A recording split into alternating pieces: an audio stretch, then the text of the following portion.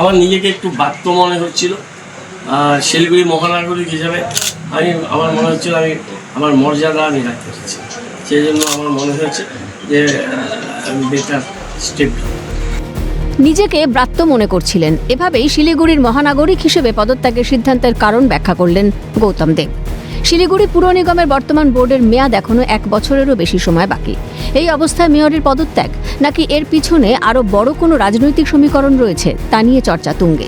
তবে তৃণমূলের মুষল পর্ব যে শুরু তার সাক্ষী রাজ্যবাসী। তালিকা ক্রমে দীর্ঘ হচ্ছে।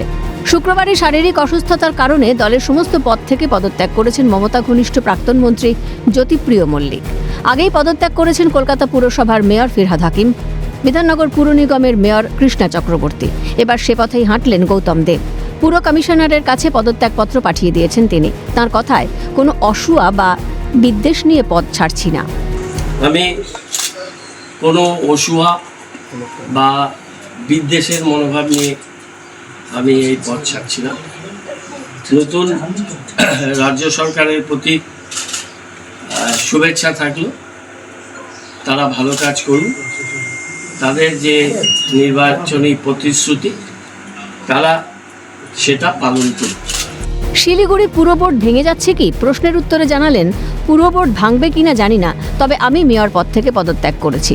পদত্যাগের কথা মমতাকে জানিয়েছেন বলে জানান গৌতম দেব। বোর্ড কি ভেঙে যাচ্ছে? বোর্ড ভাঙবে কি ভাঙবে না সেটা আমি জানি না। আমি আমার পদ থেকে রিজাইন করেছি। এখন বাকিটা কমিশনার রাজ্য সরকার এটা ঠিক করবে। আজকে রাজ্য সরকারকে জানিয়েও দেওয়া হয়েছে পদত্যাগের বিষয়টি, এবং আমি আমার নেত্রী মমতা বন্দ্যোপাধ্যায়কে গতকাল আমি বিষয়টি জানি। উল্লেখ্য, 2011 সালের বিধানসভা নির্বাচনে ডাবগ্রাম ফুলবাড়ি কেন্দ্র থেকে জিতে উত্তরবঙ্গ উন্নয়ন দপ্তরের মন্ত্রী হয়েছিলেন গৌতম। 2016 সালে পুনর্নির্বাচিত হওয়ার পর পর্যটন মন্ত্রী হন তিনি। 2021 সালের নির্বাচনে ডাবগ্রাম ফুলবাড়ি আসনে দাঁড়িয়ে বিজেপি প্রার্থী শিখা চট্টোপাধ্যায়ের কাছে হেরে যান।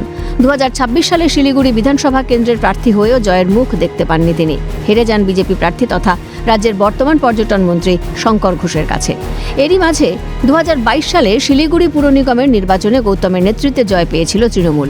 এবার সেই পুর বোর্ড হাতছাড়া হয়ে যাচ্ছে তাদের। সূত্রের খবর, পদত্যাগের সিদ্ধান্ত ঘিরে মেয়র পরিষদদের মধ্যে মতবিরোধ দেখা যায়।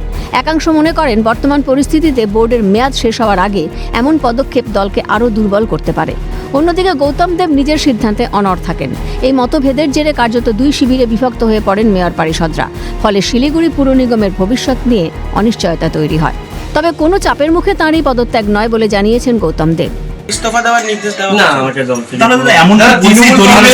আমি একটা কথা বলি প্লিজ, দল বা দলের বাইরে কোনো জায়গা থেকে আমাকে কোনো নির্দেশ তাহলে এমন কি পরিস্থিতি আমি নিজে মনে করেছি, আমি কারণগুলো ব্যাখ্যা করেছি আপনাকে, যে পরিস্থিতি পরিবেশ যা হচ্ছিল আমি সেখানে স্বচ্ছন্দ ফিল করছি। পদত্যাগের সিদ্ধান্ত নিতে এত দেরি করলেন কেন? তবে এই প্রাকৃতিক দুর্যোগের সময় পদত্যাগ না করে মানুষের পাশে দাঁড়ানো উচিত ছিল তাঁর। কটাক্ষ উত্তরবঙ্গ উন্নয়ন মন্ত্রী নিশীথ প্রামাণিকের। শীঘ্রই পুর বোর্ডে প্রশাসক বসানো হবে বলে জানিয়েছেন তিনি।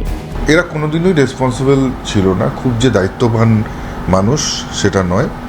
তবু আমি বলবো যে এই যে পদত্যাগ ভাবতে অনেকটা সময় লেগে গেল ওনার। আমার মনে হয় আরও বেশ কিছুদিন আগে যদি সরে যেতেন তাহলে হয়তো ডেভেলপমেন্ট ওয়ার্ক বন্ধ থাকতো না।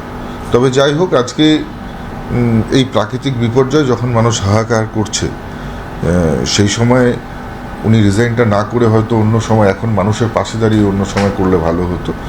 তবে যাই হোক, আমরা নিশ্চিতভাবে খুব তাড়াতাড়ি অ্যাডমিনিস্ট্রেটর সেখানে আমাদের বসতে চলেছে এবং খুব ভালোভাবে কর্পোরেশনের কাজ, ডেভেলপমেন্ট ওয়ার্ক শুরু হবে, এটা আমরা নিশ্চিত করতে পারি। দুর্নীতির তীরে বিদ্ধ তৃণমূল, যে হারে ডিম থেরাপি চলছে তাদের ওপর, তার থেকে বাঁচতেই পদত্যাগের পন্থা। কটাক্ষ বিজেপি বিধায়ক সজল ঘোষের।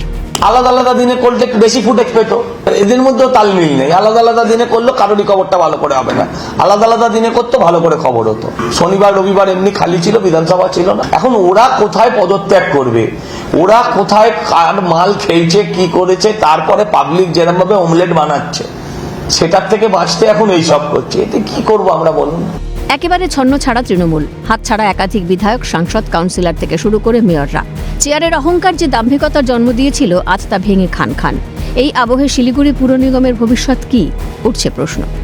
স্নেহাশিস সরকারের রিপোর্ট, ক্যালকাটা নিউজ।